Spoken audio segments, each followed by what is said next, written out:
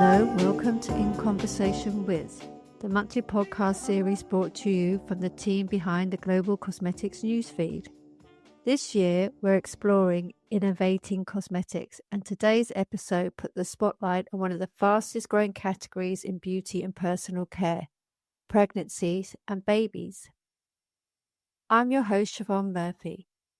The global market for baby and pregnancy care is projected to grow to $254 billion in 2025 to $419 billion by 2032. Driven by a heightened awareness about ingredient safety and rising consumer demand for natural and organic alternatives. Parents are becoming increasingly concerned about the potential health risks associated with synthetic chemicals in pregnancy and baby care. Ingredients like parabens and formaldehyde have all risen red flags due to links to hormone disruption, allergies, and skin irritation. This growing awareness has sparked a clear shift towards cleaner, safer, and more sustainable solutions, fueling innovation across the industry. So what's next in the pregnancy and baby care space, and where is innovation heading? To help me unpack these questions, I'm joined by an expert panel. Hello and welcome to Shiyan Zering, Senior Research Analyst at Mintel, Sara Stokes, CEO and founder of Skin to Skin, and Emma Heathcote-James, founder of the Little Soap Company. Welcome to you all. Shiyan, let's start with you. At Mintel, what key consumer shifts are you tracking in the pregnancy and baby care space, and where do you see the biggest opportunities for innovation? For some of the data that we've been seeing, we have noticed that there's a bit of a contrasting attitude with parents. On one side of the coin, many parents are quite concerned about product affordability when it comes to their children. There's been an increased hygiene poverty reported by school staff across the UK. And this was triggered a lot by the cost of living crisis. And about 66% of parents stated that the rising cost of living has caused them to worry about being able to afford baby and children's personal care products, nappies, and wipes. And a similar portion also stated the rising price of formula milk has prompted them to cut back on buying it in the last 6 months. So we're seeing a bit of an issue in this space. So these types of parents are prioritizing cost-effective and multifunctional products that are also gentle and effective, but easy to use, especially for on-the-go use. They're even more likely to be buying own label or private label products for cost efficacy, but are expecting value for money. And on the other side of the coin, the declining birth rate is presenting a lot of challenges to the market, but it's also presenting opportunities for those who are deciding to start families maybe more later in life, and they're more prepared to invest in their children's routines. And as consumers are becoming more confident in their spending, this creates opportunity for the rise of premium baby skincare brands and independent brands that could reshape the market, especially with an increasing average of age of mothers and fathers, according to ONS data, which can correspond to higher disposable income levels. So this does really create opportunities for premium brands that are entering the space. But I do think that convenience or ease of use claims are still important for these older parents, as they need help balancing work and home life. But then as well as this, I think there's a strong demand for dermatologist-tested solutions for children that support convenience and promote baby well-being. And then additionally to this, the one I think is the most important is there's been a growing attention to inclusive options that cater to diverse skin tones and hair textures, as well as skin conditions such as eczema and cradle cap, that shows a shift towards a more specialized skincare for babies and children. Indeed. And Sara, how are these changing consumer preferences influencing your NPD strategy at Skin to Skin? So Skin to Skin, we have very much looked at obviously the trends, and I am one of the trends in terms of having children a little bit later in life, though I don't feel like it's late because I feel like everyone in their 30s, early 30s is having kids now. But I do see amongst my peers, my friends, family, they are struggling to have children because they are having children later in life, and the rise of IVF treatments, things like that, is very much on the forefront of my mind. And at Skin to Skin, we are supporting women with safe and efficacious skincare that's designed by dermatologists and approved by GPs. for all stages of motherhood. So whether it's trying to conceive, pregnant, breastfeeding, and postpartum, we're trying to make it as easy as possible for women to get access to these amazing products that are safe to use. So we are being very mindful of spending as well. So our products are reasonably priced in between £29 and £35. And we always want to make sure that we're also educating women as well, not just giving them great skincare to use, but also educating them as well. Because I think that's a really good point that Sian made, was that people are becoming more educated and we are being more aware of what we're putting in and on our bodies. And Emma, how have these trends shaped your product development approach at the Little Soap Company? Hi, so at Little Soap Company, we've got 4 different ranges of soaps that we've got on all the supermarket shelves. The latest range we made is called Eco Warrior, which started off as 6 bars. I think we've got about 20 now. It's growing beyond our belief. And one area that we realised last year was lacking was obviously the baby and child sector. I jumped into all the Mintel research, dived really deep. This was an area we didn't know. We wanted to make the dermatological and the paediatrician claims. So obviously everything needed to go through extra testing to what we normally do. It's been fascinating. We were really lucky to win a Women in Innovation grant from Innovate UK, which helped us with all the extra testing, all the extra claim work. It's completely opened up the whole Eco Warrior range. We've now got something for every single member of the family. It's wonderful to have something that we can claim from newborn upwards for every kind of skin, every hair type. So what we've got is we've got 2 bars, a relaxing bedtime bar and a gently cleansing bar, and both of them are hair and body. So it's effectively a shampoo bar. It's really gentle pH. And we can claim the newborn and up, which is absolutely amazing from our point of view. It's the first bar we haven't used essential oils in. We've had to use a fragrance. So we've had to bend and flex slightly from what our kind of aims have always been. But it's a really interesting area. And certainly we knew there's been relatively limited innovation in the whole hair care, childcare arena. So it's been really exciting to add to that.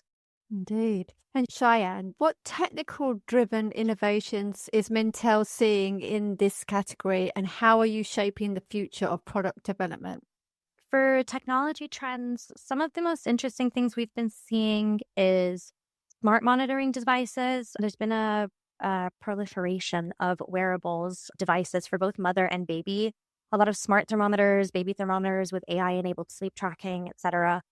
And as well as this tech-forward services like digital aids and apps. There's an app called Parent Love, for example. It helps parents track their babies and children's eating and sleeping routines, as well as Pampers launching their first smart sleep coach app, which claims to help transform sleep routines.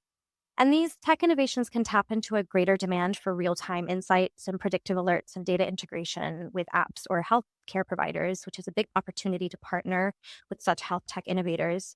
But I do think there's a lot of issues around whether having these real-time insights and data is necessary. I feel like we have data that shows that consumers using apps or wearable devices to track their own symptoms find too much data can be quite overwhelming for them. And if this is applied to parents, tracking their children's symptoms and data could amplify a sense of fear and worry, perhaps, and maybe paranoia around health and well-being of babies that could probably stress parents out more than needed. So I think creating these types of tech is quite a cautious industry to maybe consider. Indeed. And Sara, are there any specific technologies that are influencing how you formulate or package your products? Not necessarily technology. We formulate our products with a team of chemists and we do extensive amount of testing, but no apps, no tech. We're speaking to real women and getting their feedback on the pain points that they're experiencing during all stages of motherhood and trying to come up with a solution to help support them. And Emma, what technologies are helping the Little Soap Company break new ground? So we very much listen to real life women to find out what their pain points are when we develop our products, and then even going into how we present our packaging. But how we reach these women is using technology. So it's using social media, it's using email, we're doing quizzes, we're doing surveys. We've done numerous amount of surveys speaking to our cohort of women to find out what exactly the pain points are that we're trying to solve for them. But it's getting in touch with the real life women to to speak to them and using technology as a medium. And Emma, what technologies are helping Little Soap Company break new ground? I think the first thing to say there is all our products are customer led. And we're very, very fortunate that we've got a lovely tribe out there who tell us what they want. And we're then able to take that to the retailers and say, there's definitely a gap in baby, which is exactly what we did. So via social media, via direct contact from customers, we then obviously use data from Mintel, from the British Skin Foundation, from Instagram polls, from our own customer community that we've got via our newsletters and obviously email flows. So it plays an integral part in that sense. Indeed. And Shiyan, how significant is sustainability in driving innovation within the baby and pregnancy care space? Thanks, Siobhan. So I think sustainability, to be honest, continues to be a driving force across the babies and children's personal care, as well as nappies and wipes categories. We have data to show that over half of parents say that environmental concerns have encouraged them to buy fewer disposable wipes, nappies, and training pants, which is quite significant. So I think there's been quite a lot of innovation in this space that's maybe targeting them a bit more. There's been a lot more plastic-free wipes and biodegradable nappies, as well as water-saving formats, such as spray-to-tissue innovation that I think is particularly interesting. There's a brand called Ringana that does some amazing baby care products, and they have something called Bum Foam, which claims to be an eco-friendly alternative to baby wipes and can be used to spray directly onto tissues to create a wipe. And it also features skincare-friendly ingredients like ectoin to protect the skin cell. So I think this type of innovation is really interesting because it also doesn't need to be rinsed off with water. So that type of innovation, I think, is really important for sustainability. Additionally to this, I think refillable formats for frequent repurchase products is quite appealing, especially in the mass market space. Baby Dove just launched their head-to-toe wash as refill pouches, so offers refillable options for affordable products while reducing plastic waste. But I do think something to note with sustainability, and this is applicable across personal care, is there's a Mintel trend for 2025 called Turning the Tide, which highlights how consumers are no longer willing to compromise between efficacy and environmental responsibility, and they're expecting both. So this raises the questions, how can sustainable innovation prove its efficacy? So clear evidence-based claims such as clinically proven or dermatologically tested alongside sustainability claims will be essential in reinforcing performance credentials in sustainable products. And Sara, what role does sustainability play in your innovation pipeline, and what challenges do you face delivering on it?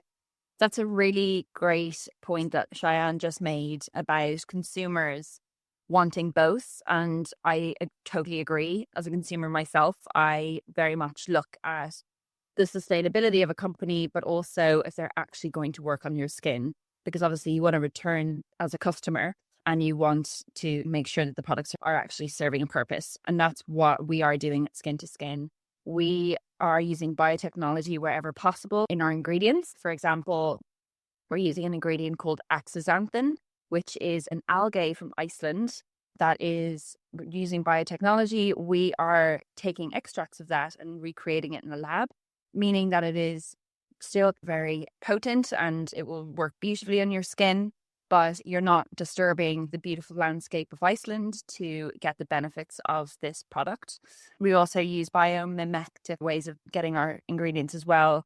And we also take the extracts of, for example, cranberries.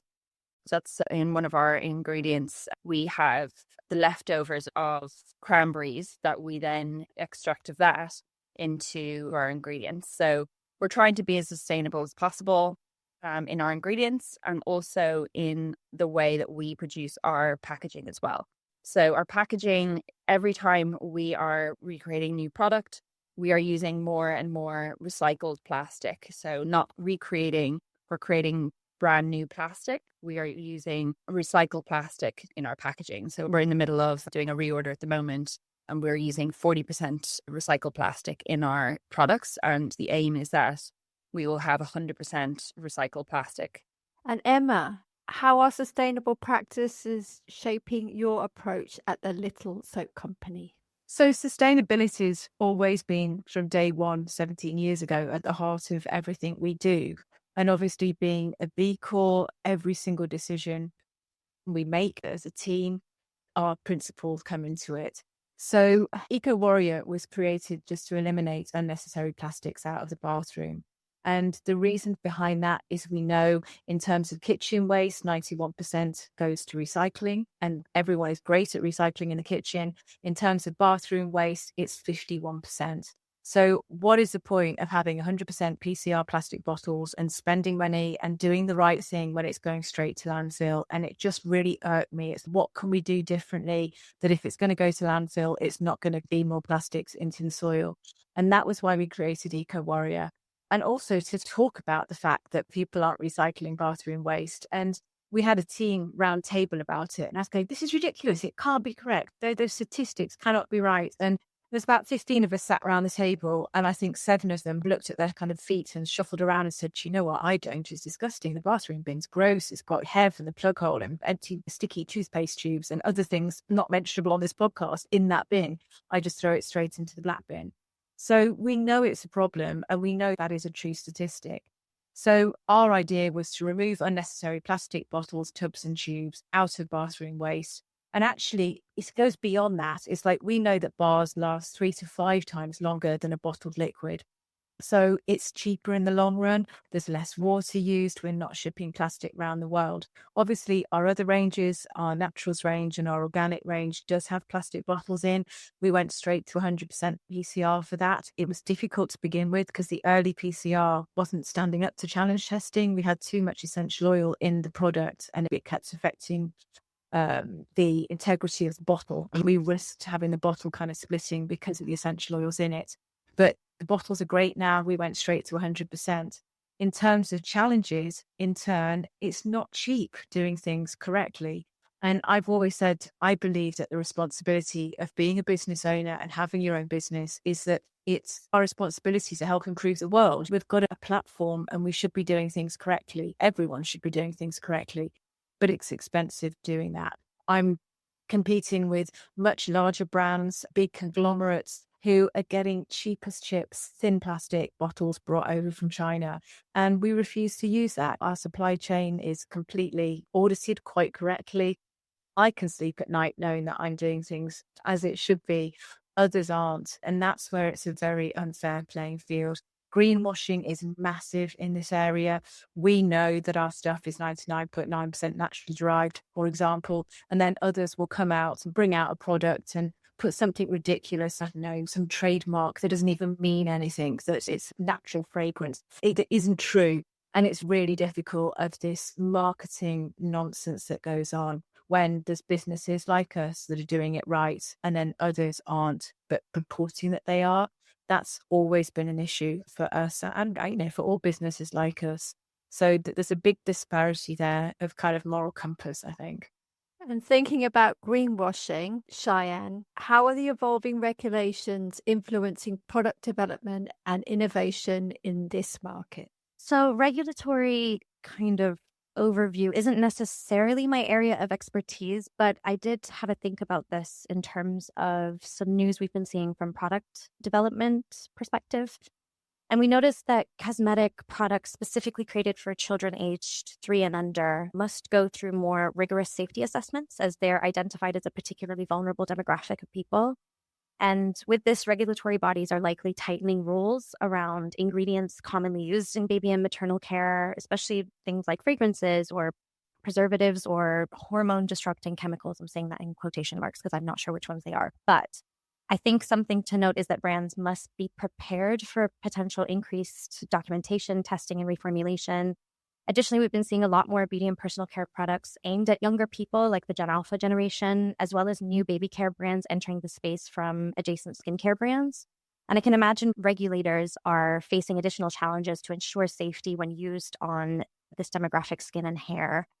And as Emma mentioned around issues of greenwashing and marketing issues, claims like non-toxic or chemical-free, although are sought after by parents, they can be viewed as quite misleading or unsubstantiated without proof. So I think the main thing to consider is that brands must shift towards more transparent language backed by science to avoid greenwashing issues within the regulatory space. As a new brand, Sara, how does Skin to Skin navigate changing safety and compliance standards? So safety is a huge aspect for Skin to Skin. We need to ensure that our women that we're serving feel safe and confident using our products. So we've gone through the safety assessment, which every brand or product needs to have to get on the shelf. But when we were doing this, I saw a kind of a gaping hole, if you like to call it that, in the safety assessment, whereby there isn't really a box to tick to say if it was pregnancy safe or not. So all safety assessments, other than for young children, are deemed safe for, if it passes, deemed safe for anyone above the age of 3 years old. But I wanted to ensure that this was pregnancy safe, because we know from data and research that ingredients like retinol, salicylic acid over 2%, and hydroquinone are no-nos when it comes to pregnancy. But there was nothing on safety assessments to say it was safe for this cohort of women. So we really pushed to get something to say that it was for this cohort of women and it was safe and suitable. So we ended up speaking and working with another independent toxicologist who wrote us an independent report on our products after looking at our original safety assessments, looking into our ingredients, how we make the products. And they wrote us a report to say that our products are all pregnancy safe and suitable for trying to conceive, pregnancy, and breastfeeding. So it's something that I hope changes within the regulatory landscape, because I think it's really important that women do feel like there is an extra mile going in terms of testing for this cohort of women, because there's a lot of brands out there who have pregnancy safe products within their ranges, but they're not necessarily formulated for this type of women in mind. They, most of the time, I'm not saying all of the time, but most of the time, it's just a product that they have on the shelf that they've rebranded. We've really gone the extra mile. We've also done an extensive amount of clinical trials on women, and we've also done consumer trials on pregnant women as well. So we wanted to ensure that we were testing on the cohort of women that we were serving as well. We've also done non-comedogenic testing and patch testing on sensitive skin. But I definitely feel like there's some room for improvement in the testing field, especially for this kind of cohort of women, because at the moment, from my understanding, is that even products that have retinol in them, they can say it's safe to use for anyone above the age of 3, which I think is harmful, especially not just for pregnant women, but for young children and teenagers who are dabbling in the world of skincare and using products that aren't necessarily safe for them to use. I think you've just opened up a whole new market there. And Emma, what impact do regulatory changes have on your pipeline and your long-term planning? We actually use Delphic for all our regulatory and claims work. So luckily, we're able to pass this on to them to keep an eye on. Internally, it was just becoming impossible. It was an ever-moving target. I was absolutely terrified we were going to miss something. We've got new changes in rules on essential oils, on claims, etc., etc. So that's been a massive change for us as a business, is to have Delphic working really closely with us, which is really brilliant. It is an ever-moving target, and it is something, especially as small businesses, is really difficult to keep tabs on. So yeah, there's a lot that goes into running a business that I think a lot of people on the outside don't realise. And finally, let's wrap up with some inspiring notes. Shiyan, which recent innovations in pregnancy or baby care do you find most exciting and why? I found this question quite difficult because as part of my job, I'm a product fanatic. So I'm going to be very cheeky and mention 2. I feel like innovation specifically in the US in terms of products and marketing targeting diverse needs of baby skin conditions have been particularly quite interesting to watch, particularly from mass market brands. For example, Dove launched its Baby Dove Eczema Care range, specifically formulated to protect and nurture eczema-prone baby skin. And then Aveeno Baby launched a campaign featuring model Chanel Iman, discussing how eczema is often underdiagnosed on skin of color. And it's just innovations that we haven't really been seeing much on the UK market on a big scale, on a mass market scale. And then from a convenience perspective, when I was writing the babies and children's care report, I got very excited by this. It's a brand called Pipette, I think again, a US brand. And it was a cream to powder product that was a talc-free baby powder alternative that applies as a cream and transforms into a velvety finish powder to minimize chafing and irritation. And I just thought that the sort of sensorial transformative texture space in beauty and personal care has been quite interesting. And seeing that applied to baby and personal care, but in a convenient and needed and functional way is quite interesting, especially appealing to parents looking to prevent messes from using loose powders. Yeah, those two products particularly were quite interesting to me. I wish I thought more about pregnancy care. I love pregnancy care products, but I really focused on the baby care one, I think. And is that product obviously waterless? That's another waterless product. Yes, which I've been finding the waterless space quite interesting. I think in the general personal care space, waterless products aren't really picking up as much, but I think in the baby care one specifically, there's been a lot more interesting innovations. So it's definitely something to maybe take inspiration from, for sure. And Sara, is there a breakthrough or a product trend that really inspires you right now? I'm biased to say skincare for pregnant women, because I feel like it's an area which has been overlooked. 50% of the population, if not more, are women, and 85% of those women have children in their lifetime. And there really isn't a huge amount of products out there for pregnant women that aren't necessarily, they don't look like they're for babies as well as mums, which is quite a lot of brands that do it. I am being biased. It's that kind of space. I think it's great that more people are talking about it, and that there's more education coming to the forefront, and brands like myself, but there's other brands out there as well catering for those needs. And then in the childcare space, I love the brand Bubble. You know, you see a lot of kids dabbling in skincare and not necessarily doing the right things in terms of using suitable skincare for their young skin. I just love that Bubble. It's an American brand that launched in the UK. They're doing fantastically, but they are catering for that kind of younger skin and making it enjoyable. So I think they're doing a really good job. And Emma, what's one innovation you think could change the game for baby care in the years ahead? I think it's one that's like on the kind of periphery at the moment, and we've noticed is definitely coming to the fore, and that's high-performing hybrids. So we know that streamlined, eco-friendly baby care products are becoming a higher priority for customers already, and they want this multifunctional aspect that they get maximum performance but in a minimal format. And it helps with cost, it helps with overconsumption. I think it's something we should really keep an eye on. We were accidentally in that trend, hopefully on the crest of the wave, in terms of having a shampoo and a body wash all in one, and in a bar format that's helping sustainability-wise and eco-packaging, etc. And on that note, I'd like to thank you so much, Shiyan, Sara and Emma, for joining me today, and to you all for tuning in to In Conversation With. We will be back next month with more insights as we continue our Innovating Cosmetics series. Until then, take care and stay inspired.